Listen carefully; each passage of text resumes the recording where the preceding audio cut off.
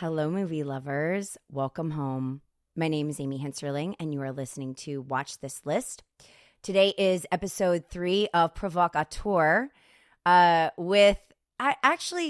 don't know how you'll feel about this, Victor, but I kind of feel like you are the resident letterbox provocateur. What do you think about that? I think that's silly. I think I it's actually silly. do. I was thinking about it, and I was like, you know what? I would not describe any of my friends except for you as that you are kind of a provocateur. Like, you write about kind of like interesting political subjects that a lot of people wouldn't touch, and you do it very like in a relaxed way. But I don't know. I kind of feel like you are a provocateur. I definitely cross lines that on Hmm. Letterbox isn't necessarily Yes. common. I'm the dinner guest that maybe makes say something that's And then we're like, like oh, that's just Victor. eye rolling. But I don't make a huge case out of it. I don't scream too loudly, definitely not Hmm. very often. So, but I definitely touch topics and stuff that most people are more genteel about or just ignore or just don't, you know. And Exactly. I think that's a great segue into Altman. You know,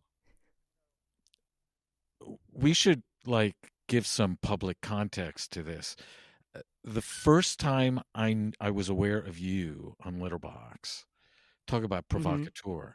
It was a review, and I don't remember which one. It might have been Nashville, some iconic Altman film, and you tore it down so hard.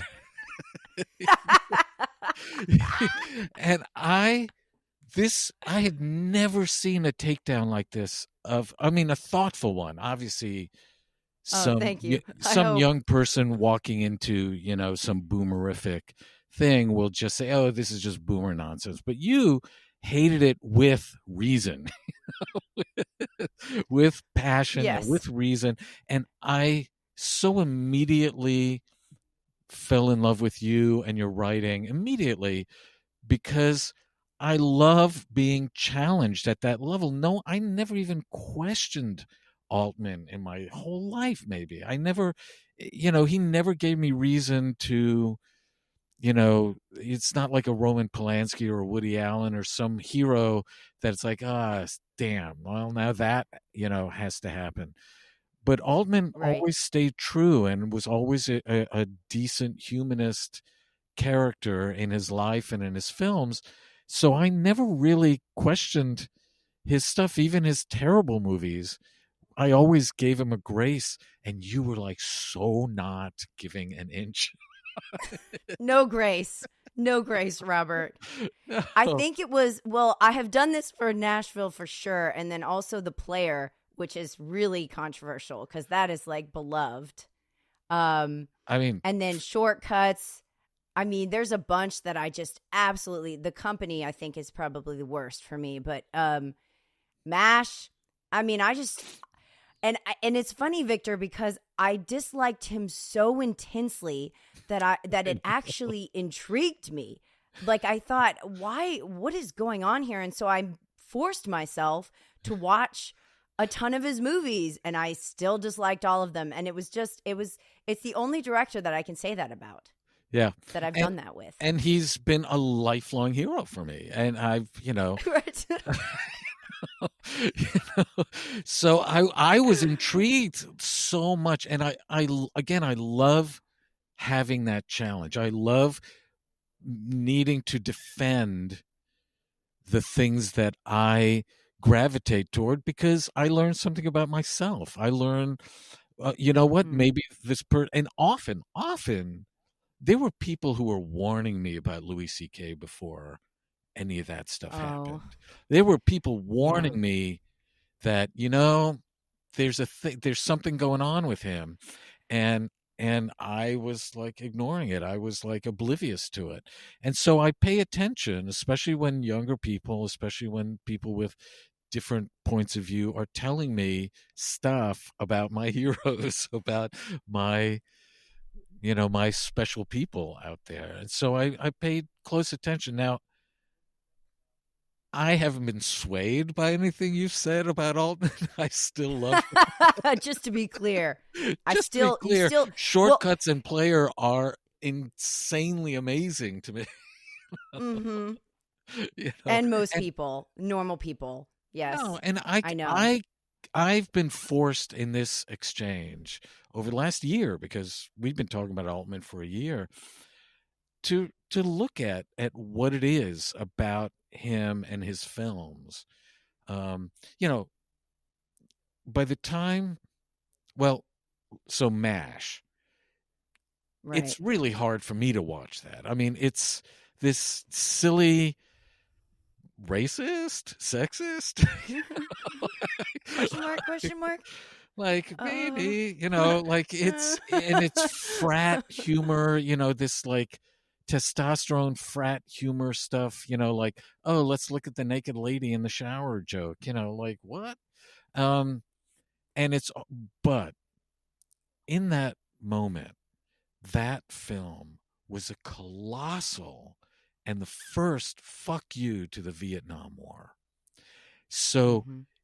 my entire generation just immediately gave this director all the grace and all the room he needed to do whatever he wanted to, because our cousins and our neighbors and our nephews were coming back in boxes from this war that nobody understood, that split the country open, wide open, into violent protests in the streets. And here comes this film that just like does a Three Stooges on it that was huge for us. Also there was a hippie swagger to Sutherland and Elliot Gould that we'd never seen before. Like those characters were new in that moment. That mix of the Rat Pack and Woodstock and the Marx Brothers was brand new to us. So we were definitely charmed by those two guys, as buddy films go. But the commentary, the social commentary on the war was un- it's hard to imagine any media that would come out now with that kind of impact. And everybody talked about that film. Everybody, this is a huge cultural phenomenon. MASH was not just a hit movie; it was huge, huge. So he gave us that, and I still am drafting on it 50 years later. you know that I think Victor. So my beef there, because if we want to start with that, I was raised on the show, okay, and like the show MASH is one of my dad's favorite shows. My parents watched it with like before I was born. They loved it so much. I love Hawkeye and Radar and the priest. I can't remember his name right now, but and Winchester. So when I saw MASH, the movie, I was so offended at how yes, different the characters uh, were. And I think that the MASH, the TV show, was very subversive at the time in the way that you're describing, in terms of like they were very, very serious about their work, but then they had this kind of juvenile prankster energy going on that was a heavy contrast with their intelligence and yes. competency, and it was a nice mix of those things. But then the movie just seems so much more irreverent, maybe is the way to say it, and so I just hated it. Yeah, well, that's a fair sort of self-analysis of your impression, their shifting impressions of it. The show was infinitely more serious, infinitely more Right. mainstream. Um, the goofiness there came very specifically from Groucho Marx. Alan Alda was very specific in his referencing Yeah. Groucho. He's Um, so great. and Yeah. and the film was completely, really, completely different. And Yes. the film was a yippee, even beyond hippies were yippies. It was a a poke in your eye to the whole military industrial Americana complex thing. Um, and again, cathartic as all get out for us, for the younger Mm. generation. You know, police were shooting students on the campuses. Tanks were rolling into UC Berkeley. The world was on fire, and this guy came out with a slapstick farce.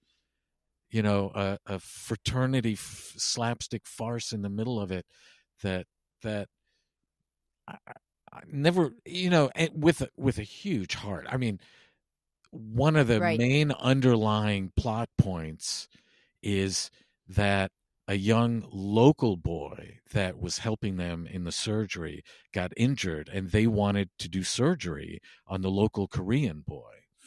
And the most antic, high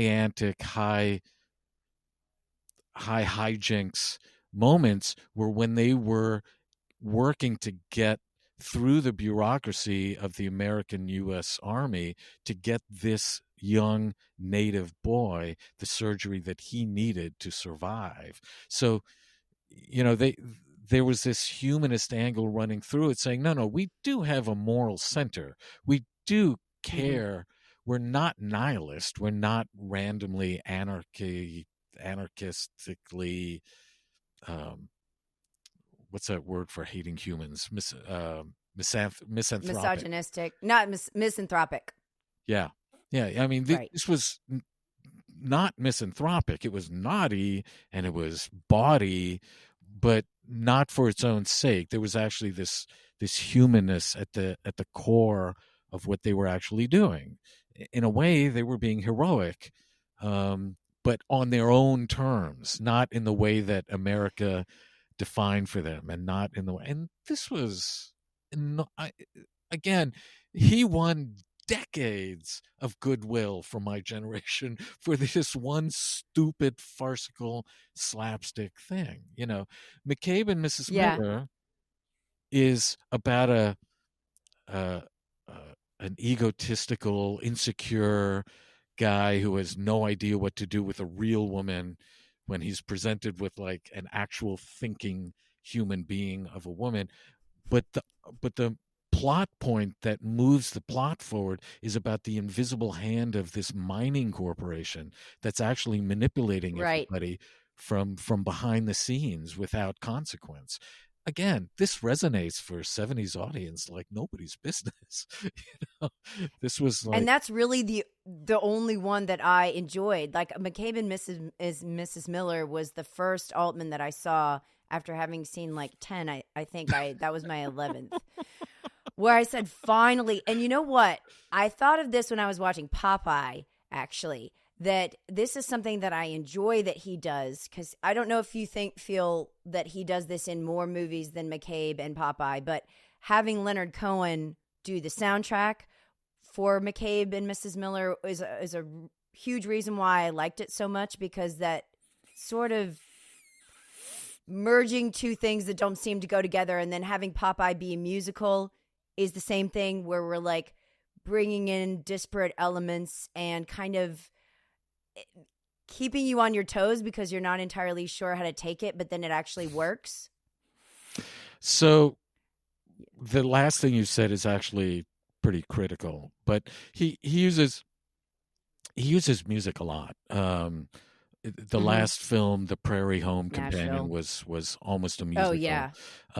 Nashville Yep. was about a bunch of musicians.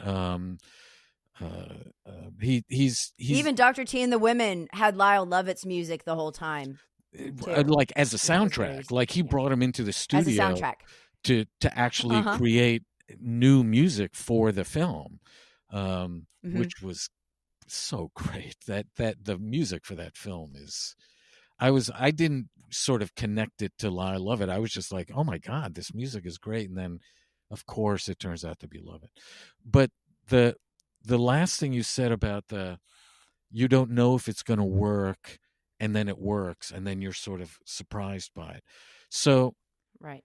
by the time we get to MASH, this guy has already done 17 years of directing. Like his first television directing job was in 1953. I looked it up for this. Wow. I don't have that Good like in job. my head. Thank you. In your head. But he'd done maybe hundreds of TV episodes and feature films and all kind of Bonanza and Combat and Mm-hmm. Alfred Hitchcock TV show. And so by the time we get to MASH, 17 years of directing, he was a savant on the set when it comes to setting up the mechanics of it, the logistics of it.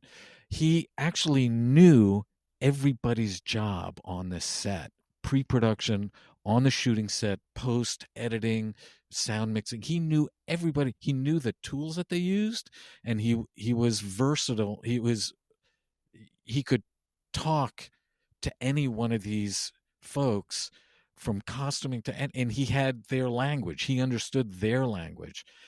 And so he had a huge, strong foundation. Every time he walked into a production, he had this huge foundation that he could build on. And then he would let them do it. Crews loved working with him. They would walk over each other to work with him, because he respected their actual jobs and then let them do it. He's famous. True collaboration. Well, Yeah. but actually remote collaboration. He was famously like not in the edit bay, or not in the sound mixing room, or not in the, and they would ask him like, why don't you want to see the what we're doing? And and there's all these interviews with tech guys and women who would ask him like, don't you want to know how it's going? And he's going, no, I trust you. I hired you. Right, exactly. I hired you for this it's like reason. collaboration in this. It's collaboration in the sense that you allow people to do their job. Like, you don't micromanage. No. But so you have all these kind of silos, but then they're all coming together into this like holistic thing. Right. And what he did was he sort of hollowed out the production process by not having scripts, or not having these story punchlines, and allowing the production to sort of carry the moment. So he was constantly changing stuff in the script based on something happening on the shooting set. Oh, there's a tree across the creek. Let's use the tree. Now that's part of the plot. Or someone says something, and everything pivots in that moment. It's very composing in the moment, because he has this hugely strong foundation underneath him. So it's almost algorithmic. There's a type of music that generative music is actually based on from a long time ago, which is rule-based music. Brian Eno has been doing this for decades, where you start something and then the rules of the algorithm dictate what the final thing will sound like. So every time you start it, it's a different thing. It's a different piece of music. Eno's latest film right now is generative. So every time it plays it's a different film every time you see it. And so Altman was doing this from set to set to set to set, where he didn't know what it was going to end up being like. He was following his instinct. He had so much confidence in his own savant gifts of running a set, of creating a production, that he didn't know what he was trying to say. He often said, I don't know what I'm trying to say until I say it. So he famously didn't like to talk about what his films are about, because he's learning what they're about as it's happening, which means sometimes it doesn't work. Because I was about to say, okay, pause, Victor, because I have this thought in my head. For one, I agree with everything that you're saying, and I can see as my brain is like running back different films. I'm like, okay, I could see it in this movie. I could see it in this movie. But Gosford Park, I'm gonna posit this to you. Tell me if you agree.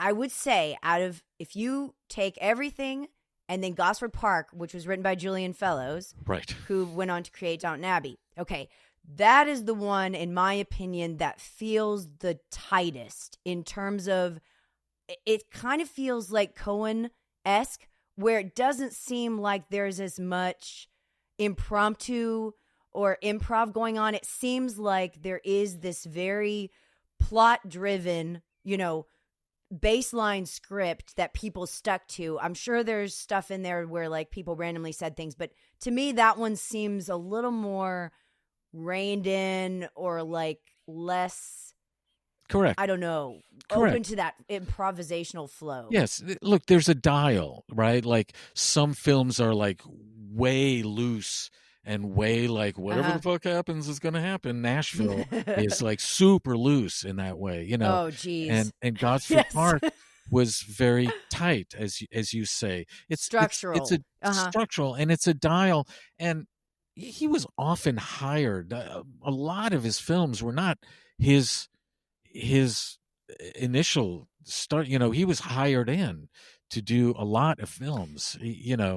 That were established productions, and he didn't have final cut, and he didn't have a lot of leeway on the scripts, or I don't know from production to production, but it's a dial, and like you said, sometimes you can see it a lot. Buffalo Bill is an example of a script that never came, in my opinion, it never came together. It's watchable because Paul Newman in light comedy is unmistakably, charismatically, magnetically, like everything. He's everything. Yeah, even in a bad movie, because he's in like Harper and Quintet is unwatchable even with Paul Newman. because that even one I know is maligned. He couldn't even figure out what, like you could see on his face, I don't know what I'm doing in this movie. Which some people enjoy. Like I think my friend Tyler loves Quintet, and he's like the only person who feels that way. But some people kind of like that total. That's a level of chaos, right? And that's a little bit far, but yeah. I could see how that's kind of why I didn't like Nashville, honestly. I felt like it was so undisciplined. Correct. And just like Shortcuts, I feel like has the same thing where I'm just like, what are we doing? Like, whereas Gosford Park, I love, obviously, because there's a clear, point A to point B. Understood. It's meandering, but it doesn't feel aimless. Like you feel like the lostness is leading somewhere. Like Alice in Wonderland, you don't feel like she keeps running into people. You don't feel like she's just, nothing's going to happen to her, and then maybe you're going to get through this whole thing and like she's not changed. I felt like Gosford Park had a point to it. Yeah, all that's fair, and I think for me, storytelling has three things that, in retrospect, I appreciate. I didn't think of this before, but it's observation, insight, and humanism, humanity. So observation is, does the film reflect the environment, the realness of the thing? Like, are people speaking the way normal people speak? Are the events happening reflective of a society? So what kind of, I think Altman is an insanely amazing observer. And because I came of age in the 70s in Los Angeles, all his LA films, Shortcuts and The Player and Long Goodbye, right? Less so Long Goodbye. I actually think Long Goodbye is less precisely observed. I actually don't think that's an LA. But it's in LA, right? Yes, it's very in LA. I just mean but it's not an LA I recognized. So I didn't. It's not an LA that I saw. Shortcuts opens with a helicopter, and if you've been around LA for the last 40 years, what life under helicopters is like. That's what life is in LA. It's all fucking helicopters. And from so he just found that note that is so LA. It is so well observed that, oh, well, this is, you know, this is really a precise taste of the environment. And insight for me is when a storyteller teaches me something. He's got an insight, or she's got an insight into something that I didn't see before. Now I see this world in a way that I didn't see. And I'm going to be brutally honest with you. Altman isn't that great at that. I don't. No. I, Not a lot of takeaways. not really. I mean, super well observed, but like really, I'm just like marveling at how accurate the observations are and the reflection is. But I'm not like learning new life lesson to walk out of the theater and go, oh my God, now I have to hug my child or whatever, like whatever. Honestly, Victor, and I think you stopped on this one because I read I think this was another DNF one for you, but California Split has the best ending of any of his films, in my opinion. I just saw the ending yesterday. I saw the ending yesterday. And I'd seen it 30 years ago. Okay. Yeah. And then the third that thing, one I think is actually meaningful, and the person like changes and there's an arc and it comes to like, I need to leave. I want to go home. And that was like, okay, something happened here and somebody learned something. But other than that, and that's like you said, it's rare. That it's rare. It's rare for him. There's not these typical beats in a story that we're all sort of used to, the hero's journey. He just ignores that. He's just like, yeah, I don't need any of that. I'm fine. I'm good. Because the third thing that I look for is the humanism and the compassion. And here he's off the charts. In my opinion, he loves every single character. He's had hundreds and hundreds and hundreds of characters in all of his films, and they all have some worth that I fall in love with, or I respect, or I understand. Even the guy chopping up the furniture is like, I've been that angry. I can relate to it. I don't like it, and I don't like that in myself. But there's this moment. There's a rage moment that happens. But besides that, he is just so loving to his characters, and in some movies more than others. But love or hate Nashville, he loves these characters. He's so like respectful of their internal stuff, so on the inside part he doesn't score a lot, and I think this is and I think you not having the context for what he's observing and reflecting, and not understanding how precisely he's reflecting our social anxiety with MASH, or our LA chaos in Shortcuts, or the players. There's never been a more brilliant dissection of the movie industry than The Player, and he's accurate. It's in the middle of by the way, that was a relatively tight neo-noir script. Like I actually, like, there was an actual neo-noir plot of a murder, of the stalker and a murder, and a police, Whoopi Goldberg and Lyle Lovett as the cops, and chasing a suspect and cornering him, and but for me, the humanism and the social commentary are enough. They're enough. I don't need to learn the life lessons. I don't need the standard plot point, recognizable plot points, and relatable. Some of these films just end. They just run out of reel. Okay, Victor, I just remembered. I think this isn't the first time that we ever exchanged anything, but That Cold Day in the Park was the time where I watched that movie and I wrote a review about it, and then you commented on it, and then you immediately watched the movie yourself. Correct. But even though you'd seen it.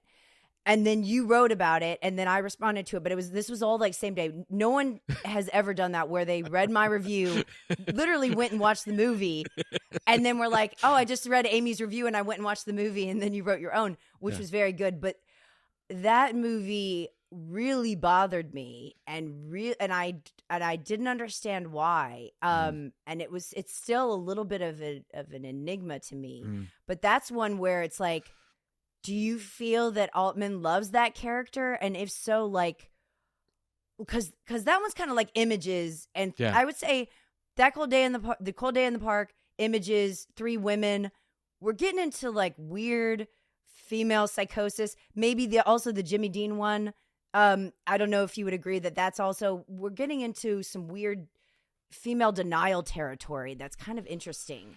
Well, every 70s auteur had to have a Bergman moment. Like, there's no persona, right? They all had to like, oh, well, what's that Swedish guy doing? I need to try that. I need to see. I need to try that.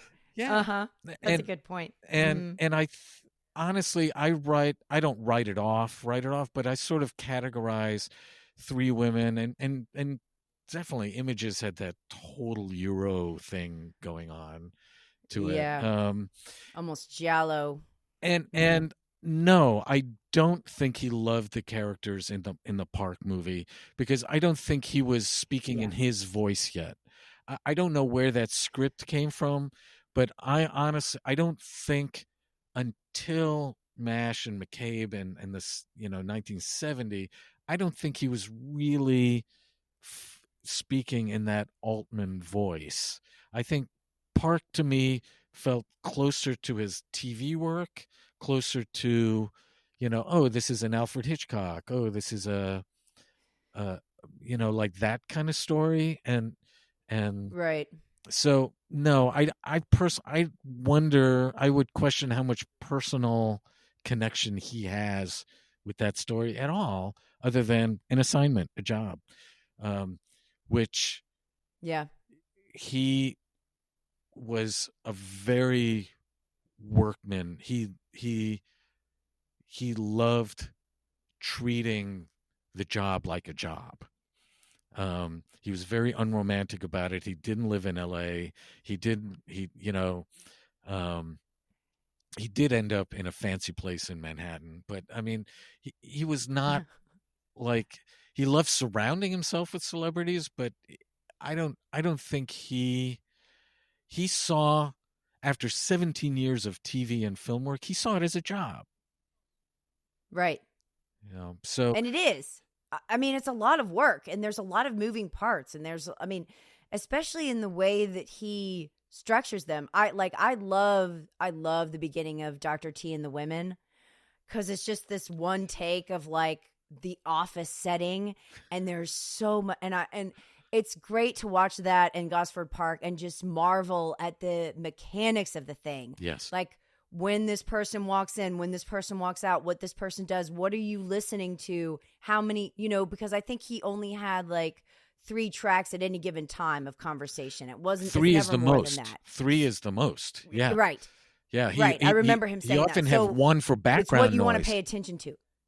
Right. So those times you're just kind of like, wow, and you get this community sense and this like, that he loves conversation and he loves interaction, and the camera is literally just a bystander. I don't even feel like the camera is in like a documentary way where the camera's interested. I think the camera is just like someone who happens to be in the room who's watching, and that's how I feel. No, and that was his explanation for the overlapping dialogue. And the way that he blocked what you're describing as is blocking, which again, he was a savant at this. People will be studying his blocking for 100 years, because he wants to put you in the room. If you're in the room, there's all this dialogue that you hear. You don't just hear 2 people. You hear it all, right? And you see it all, and it's all a little chaotic. So it's very insightful of you to say it that way, because he put you in the room. You're through the camera. It's not the camera is like back here watching, and you're Exactly. like, you're in the room. He wanted to put the observer into the set, and he was super successful at it. It's amazing. And you can't, I'm sorry, but if we're talking about this, you can't knock that opening shot of the player, which is a piece Oh, of right. Of course. That's the virtuosity. I mean, famous one. Yes. that's just Yes. on a technical basis. That's Mm-hmm. you know, they had all these little lavalier mics that they attached to everybody. That was, Right. and it was genius. But the other one of the with the player and three women specifically, they were shot in the Mojave Desert. They were Right. I was going to say that. That's another LA one, or that's another LA one. California. And I, as we speak, I own a house like that's about a mile from where they shot three women. um I've Wow. been going to that part of the world since I'm a teenager. They used to have spring break in Palm Springs. Used to be the spring break place for California. It used to be the Fort Lauderdale. um so I've been going there since I'm a teenager, and then my folks owned a house there in the 80s. I ended up buying a house there a while ago. Um, and I can tell you that in the player and in Three Women, he observes. I mean, those characters in Three Women are. I know every single one of them. I know. You know I know. that. I think that's the problem. That's my problem. I get I'm that. like, I know this person. I listen. I get Yeah. that. I get that. That, Mm. and to represent Hollywood, because Hollywood. So here's something not a lot of people understand.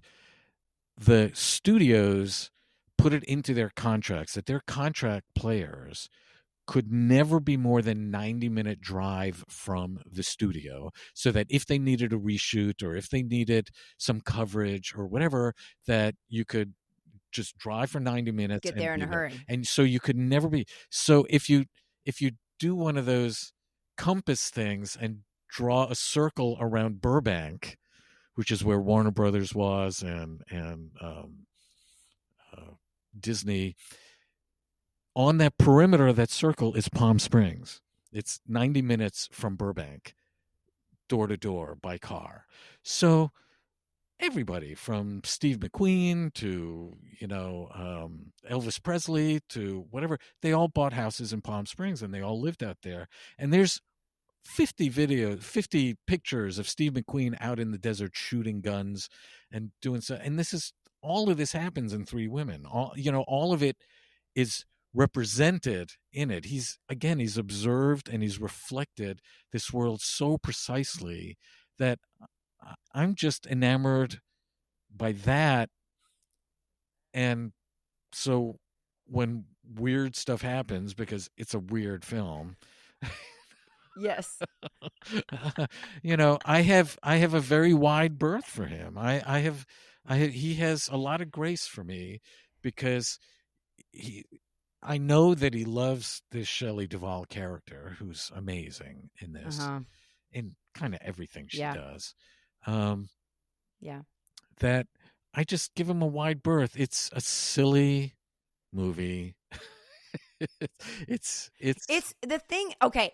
I will say this about Altman. I think the fact that he angers me so much is to his credit, because there's a lot of movies where I feel so lukewarm about them that it bores me. Like, I don't even want to write about movies like right. that, because it's just like, ugh, that's the worst, where you just feel, you're like, yeah, it was fine. Like, that's awful.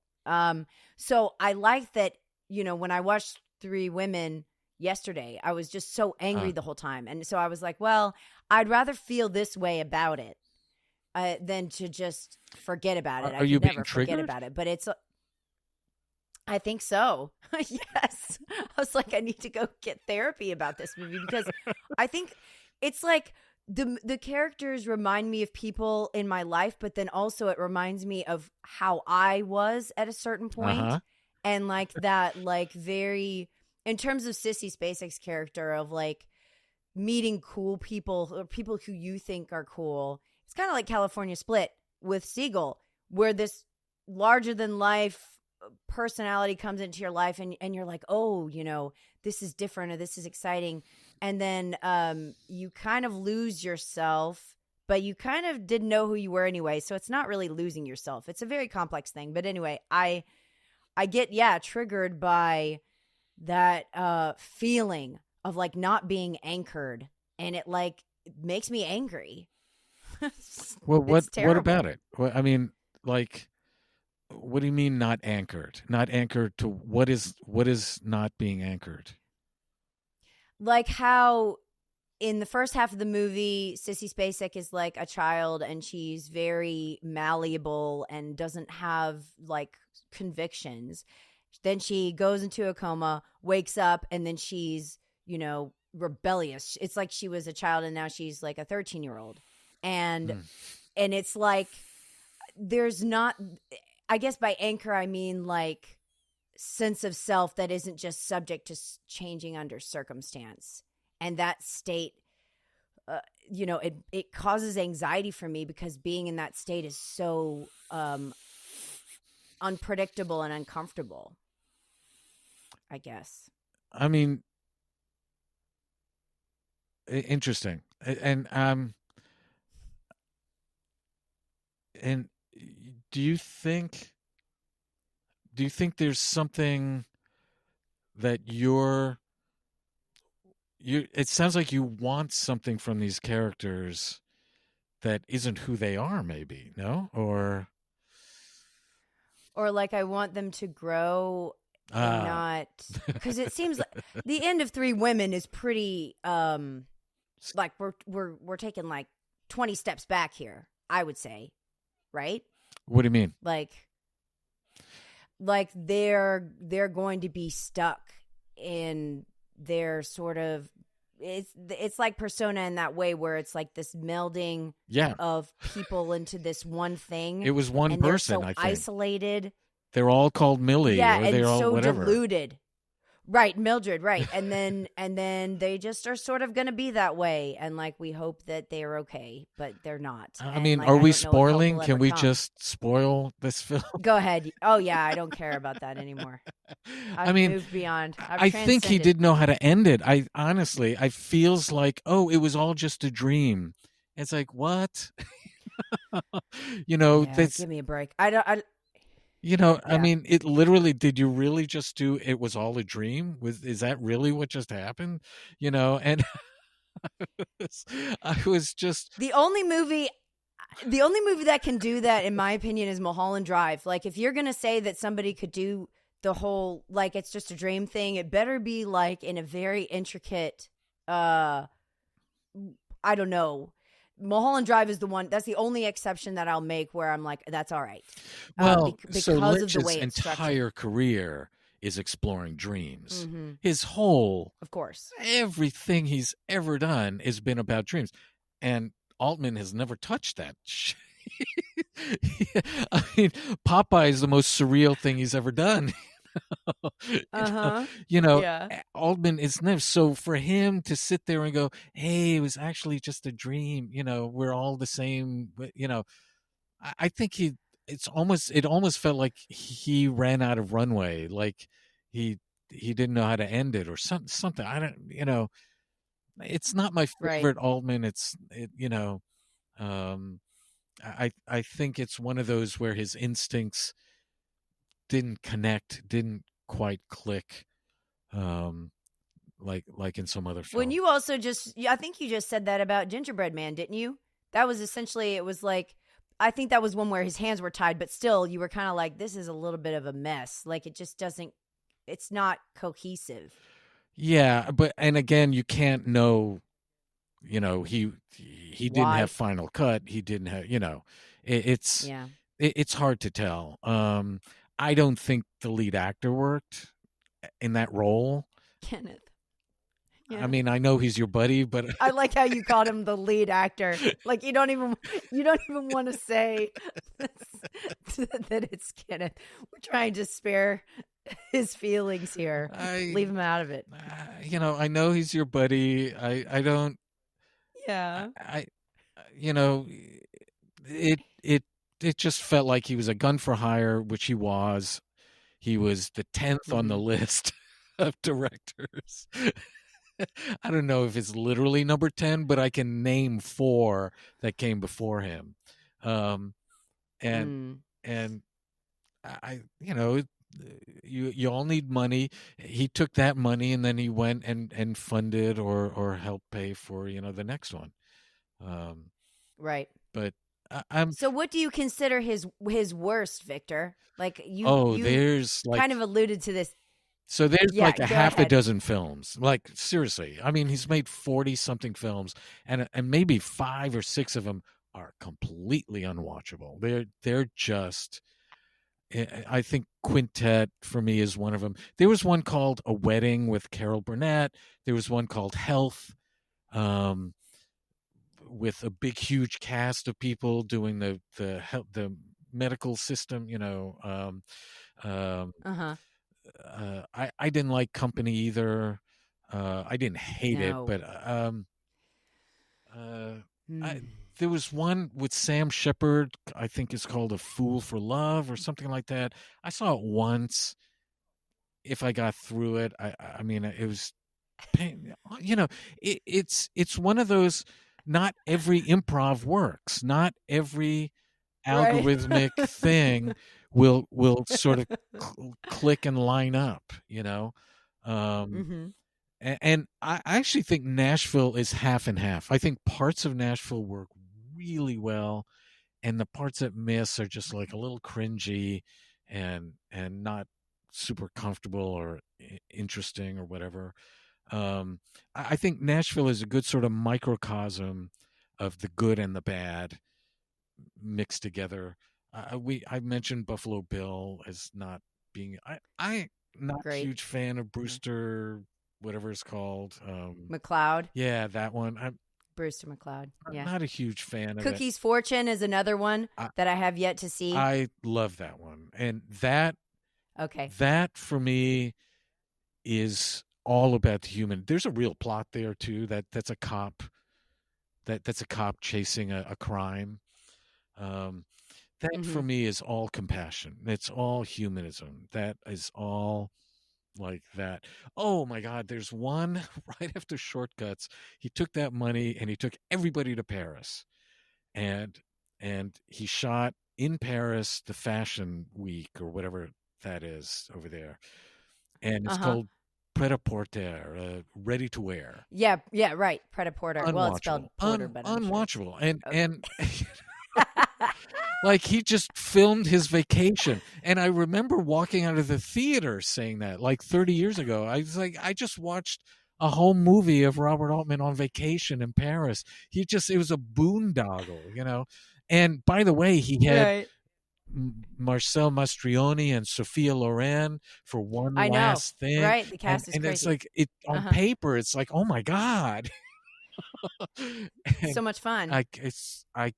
I mean, look, maybe if I watched it now, something would happen for me. At the time, I saw it in the theater. I walked out and I was like, fuck this guy. No. Yeah, veto.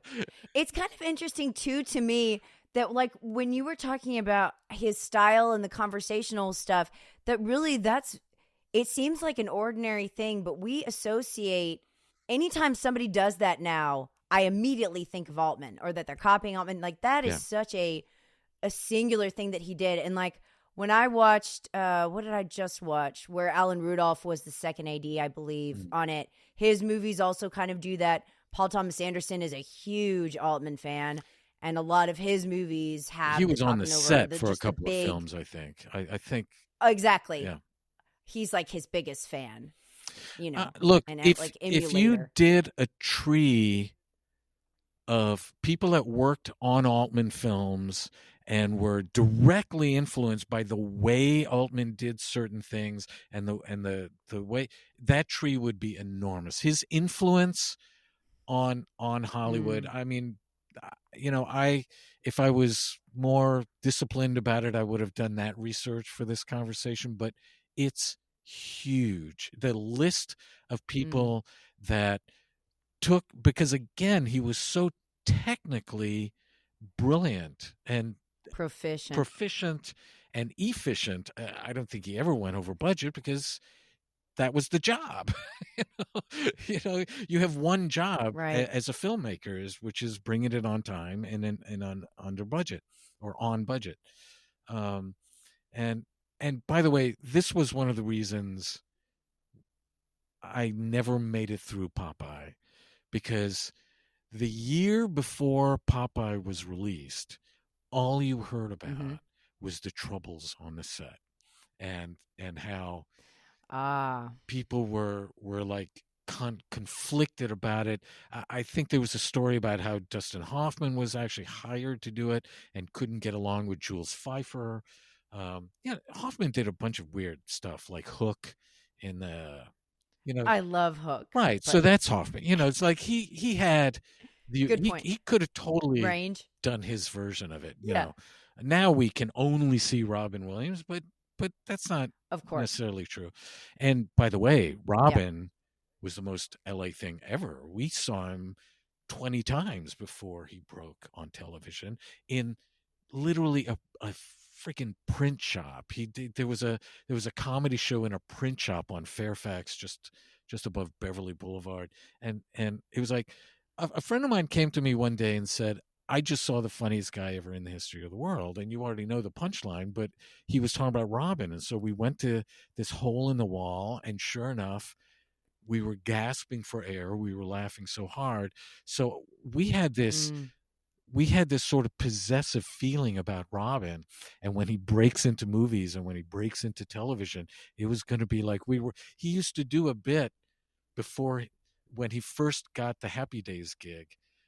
He did he Hmm. did a gig because he used to be a Juilliard Shakespearean actor, and he did a riff on TV or not TV. That is the question, because he was Of wrestling course.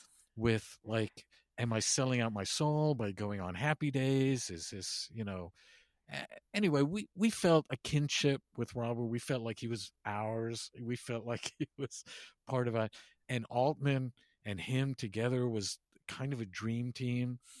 But all of the production problems that we heard of from the beginning made it feel like a dangerous and you know um Floppy. Like it just didn't jive. And it doesn't, like, the reason I like the movie is because I think that the integration of all the random uh-huh, components works, uh-huh, and the production design is just of amazing. I course. mean, really, like, that they had to And build then on, like, they were in Malta, and just to look at it, yes, you're just like, oh my yes, gosh, and the songs aren't great, but they're kind of fun and weird. um I know that the one that Shelley Duvall sings, PTA put in Punch Drunk Love, and it's written by I Harry read Nielsen. the story that It's written by Harry right, Nielsen. and right, he had Altman come over and watch Punch Drunk Love, and Altman didn't know that the song was in there. And then when he heard it, he said they just got drunk and had a great time. But anyway, the point is, I like how offbeat it is, but it's not a good movie. Do you know what I mean? I don't think Like, so. And then there's Shelley cinematically. Duvall's scene stealing, film stealing performance. Like, Right. she completely walks away Yeah. with that film. Out of all the out of all the thing, it's her film. She Hmm. I think she is the one little saving grace in it, but I didn't like that film. And I, It's kind of crazy. I don't Yeah. think they liked it, honestly. Look, there was a period where he struggled with alcoholism and cocaine abuse. And I think Mm. a lot of there's a period of filmmaking in there that just reflect, like if you're going to go with your instincts and your instincts are addled by cocaine and alcohol, then yeah, you're going to be missing stuff. You know you Yeah. you that only works if you're clear, if you're clear headed, if your discipline is allowed to flourish in a healthy environment. um It's kind of like Ferrera. You can tell when Ferrera was really off the charts on drugs, and like Stephen King has written that about that on writing, where he's like, I can tell which books I was in the like height of alcoholism or the height of drug abuse. It just, you can't. And there's that whole Hemingway thing of like, well, I need these things to be creative, and it's just not true at all. No, of course it not. just isn't. It's such a deterrent to creativity, even when people are, think that their best work comes out of being. No, I mean, like famously, Fear and Loathing and Naked Lunch and all that stuff. Yeah. It's there at that point. It's a personal crutch. It's not a enhancement tool. You're, right. And I think he came out of that with a bunch of films that you hate, but the rest of the world does love, like The Player and Shortcuts. And I like his later stuff. That's what I'm realizing. Gosford Park, Dr. T and the Women. I think the further along I go, the better.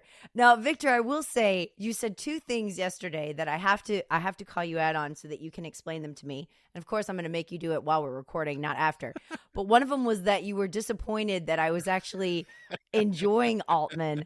Why? What did you mean by that? Because that's an interesting statement. Because I told Victor, like, oh, I'm actually having to reassess, and this is surprising. And you're like, I'm kind of, is it bad that I'm kind of disappointed that this is happening? Is that wrong?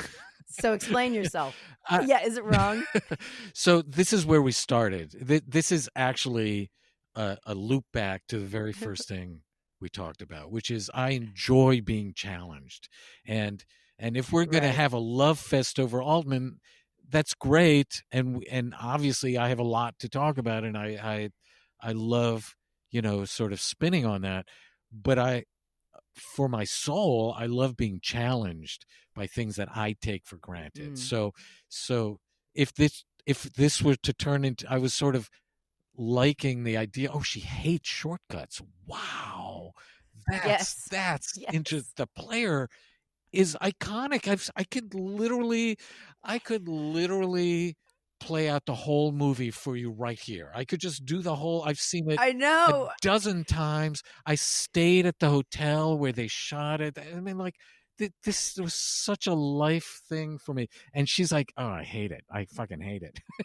Yeah, and it was like, wasn't the opening shot of like an homage to Touch of Evil? It's also just very like, as a movie about movies, everything on paper for The Player, I should be totally all in. It's like, I don't know why, but to me, the quintessential movie on movies is State and Main. Like, I'm way more on the State and Main David Mamet thing than I am for this, and I can't explain why, I guess, but that's my like go-to movie about movies. That's my favorite. I just love I just saw that film like a week or two ago. Oh, really? I just rewatched it. It was a sort of comfort watch. I just got tired of looking for the next thing to watch, and Criterion. It's about purity. And it just came up, and I, whatever.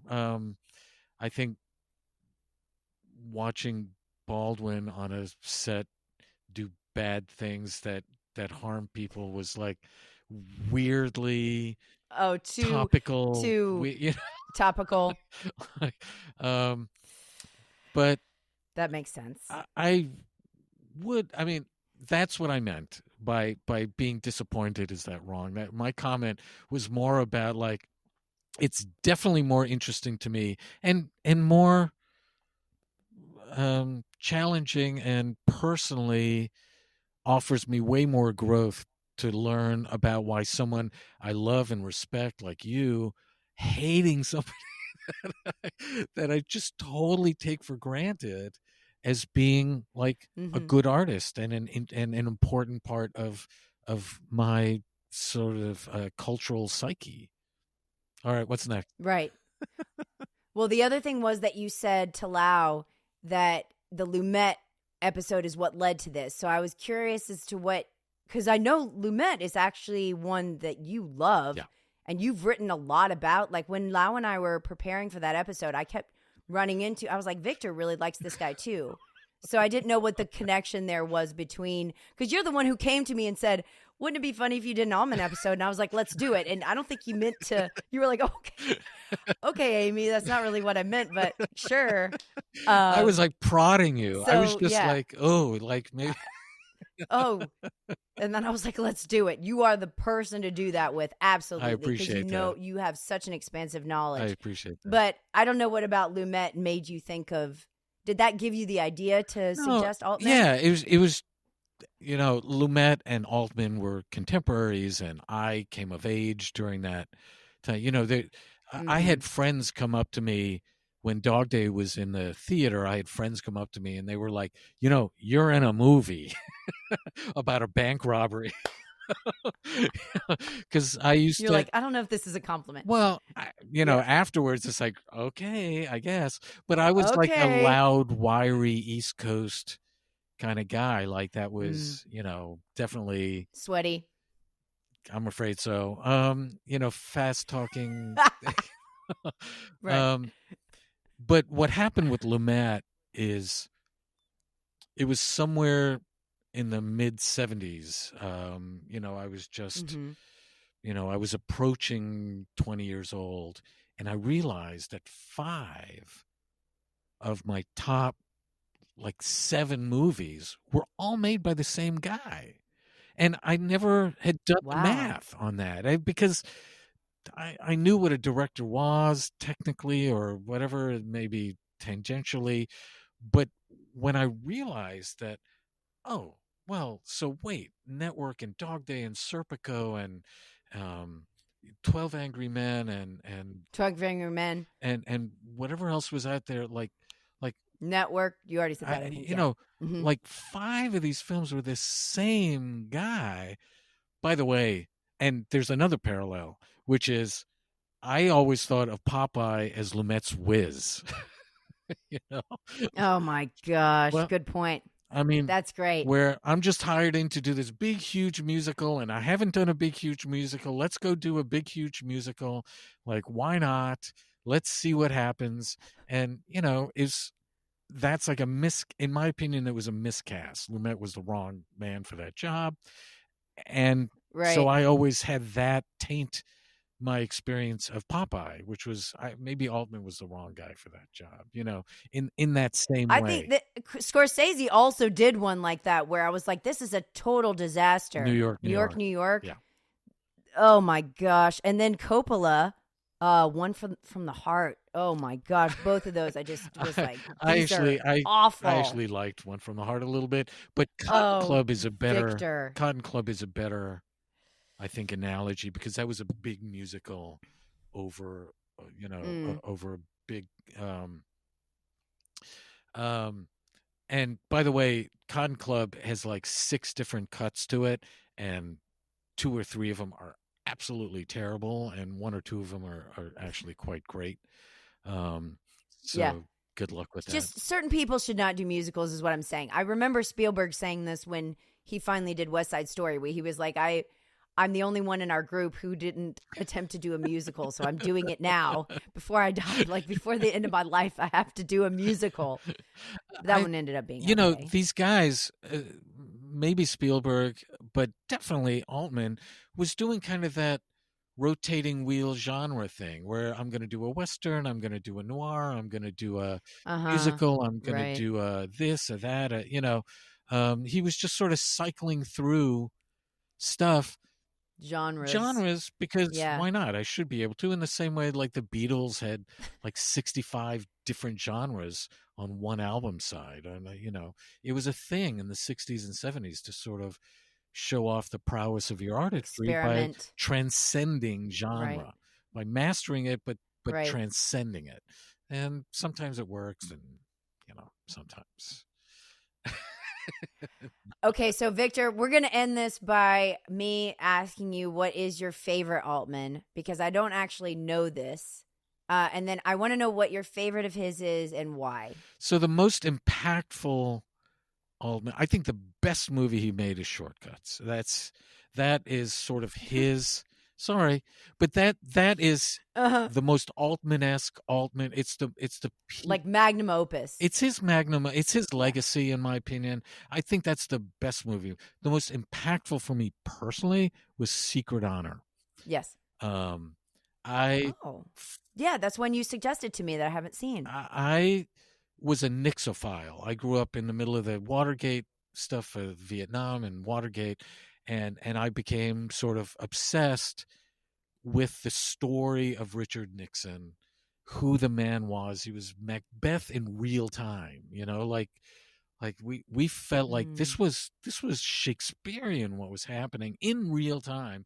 And so Altman's take on it, which is actually the playwright's take, they just shot the play line for line. They didn't have a shooting script. Um, Mm. I was just blown away. That's me. That's not his best film, but it's the most impactful for me that I can recite and watch and feel great about. Um, but I think I'm gonna have to see it now. I'm intrigued. pound for pound, Shortcuts is his best, most personally expressive. I'm surprised that you. I think you would love Raymond Carver stories.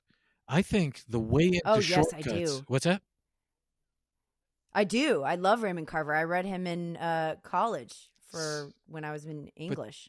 Yeah. so But so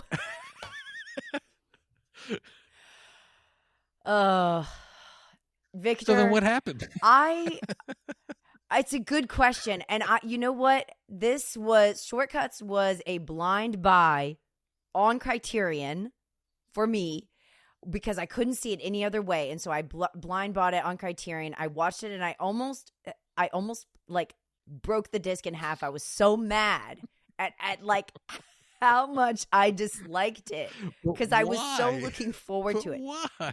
I just thought it was so boring. And I thought it was so like it's meandering to a fault. You know, I'm not great with like vibes movies where there's just like nothing going on, but then there's like everything going on. Give me a break. I just can't. I Okay. can't do it. Okay. I'm willing to reassess it for you though, because I should probably publish this episode under a reassessment of Shortcuts. That's really what I should do. So. I just If anybody would make me rewatch, it's you.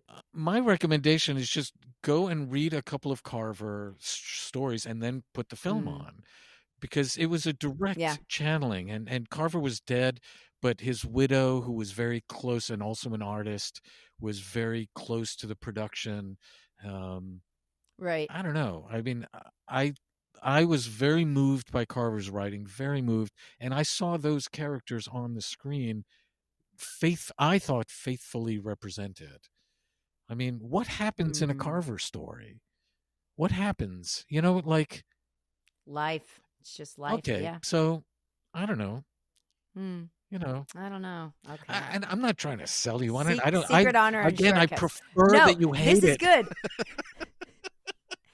The sad thing is going to be if I rewatch it and I have like this, you know, I'm like all prepped for it, like the Houston movie for, you know, doing The Dead. That's a tough one to kind of get into without any literary reference. Yes. And so I understand what you're saying. I understand that like certain things, the prep and the context are just kind of, it's not like you need them to like it, but it elevates it and expands it in It such gives a you way that you just context. cannot have without it. Yeah. Right, exactly. It's just. So I own it on Criterion still. I tried to give it away multiple times. I've still got it. I need you to hate this film. not too late. It's just don't Don't change. don't change. Please don't. I also like how you said that the time of Nixon was sort of Shakespearean because that we won't get into this at all. But like as compared to now, there's no Shakespeare going on. It's just No. we're in like a Popeye land of a comic strip. We're in like Animal Crackers land. We're Animal Crackers. You're right. we're So with that, Fredonia. You know, do you know the reference, the Fredonia reference? It's a Marx oh Brothers yeah, country that they made up. yeah. That Groucho was the head of Mhm. Fredonia. We're And like Idiocracy, someone just posted Yeah. the picture of the president in Idiocracy, and it's like this is where we're at now. So the times were better, Victor. The good old days were. I didn't say that. Even if things were falling apart. I didn't say that. Yeah, at least we got like all the president's men. You know what I mean? No, I mean we got some great movies out of it. William Goldman. Right. I don't think we're gonna get great movies out of this. Victor, thank you so much. This is so fun. I knew that I would learn a lot, and you're just making me realize that the Provocateur series is really honestly not about 2 films or 3 films. I love that I'm able to do this comprehensive, like crash course where I watch the movies for a week and I watch as many as I can, because it really kind of sinks in and allows us to just talk about the entire filmography at large and the person, as opposed to just these very specific things, which is what I normally do. This is just great. Well, you have. I appreciate your depth. Well, you my fanaticism. You have a great instinct about this stuff. I've just admired you this whole time. I love what you do, and I think your instincts are great. They're just keep following them. Keep following them, unaddled by drugs and alcohol. I mean, keep following the good instincts. Do that. Yes. Yes. All right, guys. Take care. Watch some Altman, and we'll see you at the movies. Peace.